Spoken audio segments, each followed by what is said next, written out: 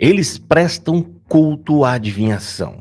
Eles adoram e idolatram o momento da adivinhação no culto da congregação cristã no Brasil. E eu vou mostrar isso para você na análise que a gente vai fazer do culto do dia 18 de maio de 2025. Agora, 2 dias atrás, de domingo. Quem atendeu o culto foi Salvador Bueno. Bom, eu vou dar menos foco aqui na pregação da palavra, por isso eu já vou dar uma pincelada na pregação da palavra, porque é sempre a mesma coisa, e eu tenho outros 2 pontos para poder analisar aqui com vocês. A oração e o que o Salvador disse depois da pregação, antes de chamar o último hino. E antes de entrar na análise, eu quero pedir para você que confira a inscrição sua nesse canal. Muita gente aqui sabe lá porque um passe de mágica perderam a ativação do sininho.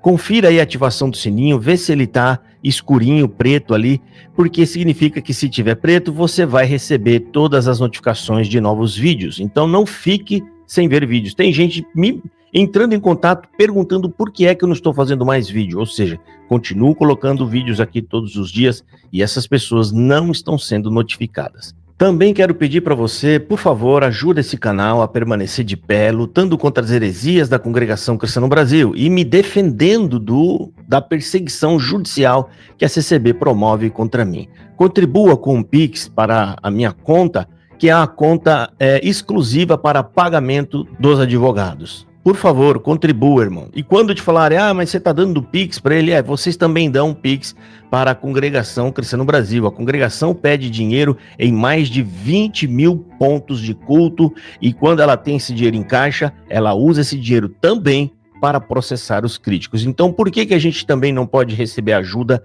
para simplesmente nos defender dos ataques dele nos tribunais que promove contra nós? Portanto, conto com a sua contribuição. Dito isso, vamos agora à análise do vídeo. Bom, irmãos, eu vou dar uma leve pincelada na pregação da palavra, que foi Salvador Bueno pregando a palavra e enrolando ali, passou mais de 4 minutos enrolando e depois falando também de uma falsa percepção de paz. Até agora eles não entenderam o que é paz, o que a paz representa nas Escrituras. Qual é a paz que Jesus nos veio dar? Por que eles não entendem isso? Porque eles não sabem o que é evangelho. Até agora, na congregação cristã no Brasil, os anciões e o povo não sabem o que é o evangelho, o que é a graça, o que Jesus ele veio fazer. Porque quando você entender isso, você também vai entender de que paz Jesus está falando. Salvador Bueno, na pregação, ele promete paz terrena, ele diz que Deus vai entrar na sua vida e vai colocar paz na sua casa, e vai trazer paz na sua vida e entre as pessoas que estão ao seu convívio. Uma coisa que não existe na Bíblia, não tem lugar algum na Bíblia que Jesus Cristo nos promete dar paz. Jesus nunca prometeu dizendo que nós teremos paz nessa terra. Ao contrário, ele disse que traria espada e também disse que aonde tivesse 5 em uma casa, 3 estaria contra 2, 2 estaria contra 3. Por que ele está falando isso? Porque Jesus Cristo sabe que a terra já está atolada em mentiras, em pecados, ou seja, ela jaz no maligno. E aonde chegar o evangelho vai haver perturbação, porque a mentira que está instalada ali é ela que vai promover todo tipo de perturbação. Portanto, para encerrar essa explicação, você só vai encontrar a palavra sobre paz, uma paz terrena, no Velho Testamento, porque Deus tinha essa promessa sobre aquele povo, sobre uma nação. Deus disse que eles teriam paz diante dos seus inimigos, porque Deus tem um plano na vida daquele povo. Mas a graça em Jesus Cristo não é dessa paz que se trata. Por isso que Jesus Cristo fala, eu vos dou a minha paz, não como o mundo a dá. Ou seja, Jesus Cristo está falando, a minha paz é diferente da paz do mundo. A paz do mundo é tranquilidade, sombra e água fresca, e paz com as pessoas. Essa é a paz do mundo, e não é essa que eu vim trazer para vocês. Deus veio trazer para nós a paz com Deus. Eles se saúdam com a paz de Deus e até hoje não sabem o que significa essa saudação.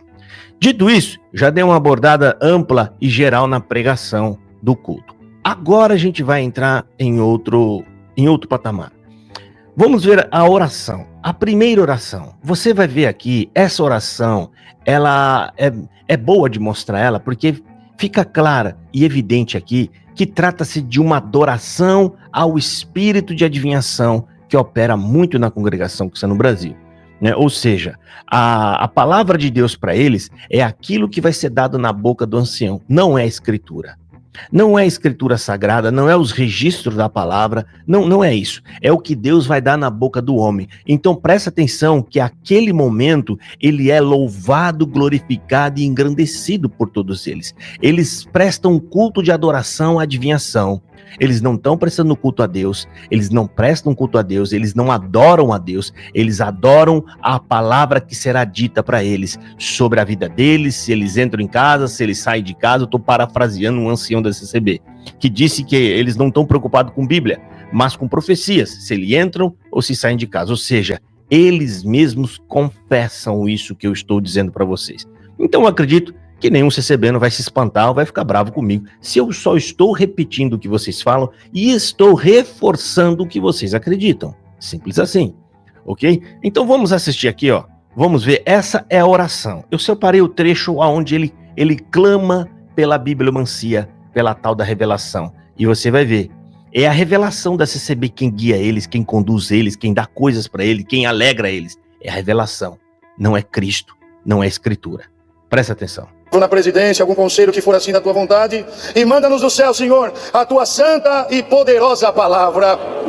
Somos dependentes dela, Senhor, vivemos por ela, andamos por ela, sentimos ela. Manda a tua palavra. Tá pedindo. Você sabe que quando eles falam, isso é uma metáfora, tá? Isso é em sentido figurado. Manda a tua palavra, se a gente for usar a palavra adequada para você poder entender, ele está dizendo o seguinte: Senhor, manda-nos adivinhação, Senhor. Senhor, através do que o Senhor vai dar na boca do teu servo, fala as coisas da nossa vida. Fala o que a gente precisa fazer, onde a gente precisa andar, o que a gente precisa dizer, o que a gente precisa sentir. Ou seja, eles serão guiados, não é pela Escritura Sagrada.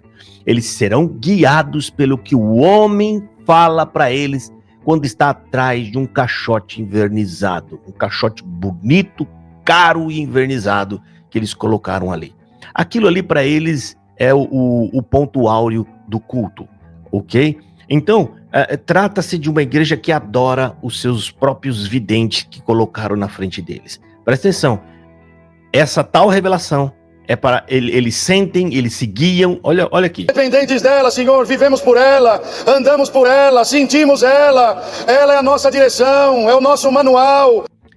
Presta atenção, ele está falando, manda-nos, ou seja, é aquilo que vai vir naquele momento. A Bíblia não é a regra de fé e conduta deles, como está no primeiro ponto de doutrina. Os pontos de doutrina da CCB, aquilo ali é enfeite, aquilo eles não ligam para aquilo, eles nem lembram que tem aquilo na Bíblia.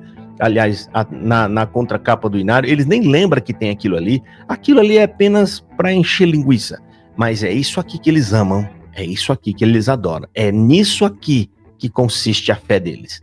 Aleluia, nossa bússola, Senhor, para chegarmos ao porto da salvação. É a nossa bússola, Senhor, para chegar aonde? Ao ponto da salvação. Como assim?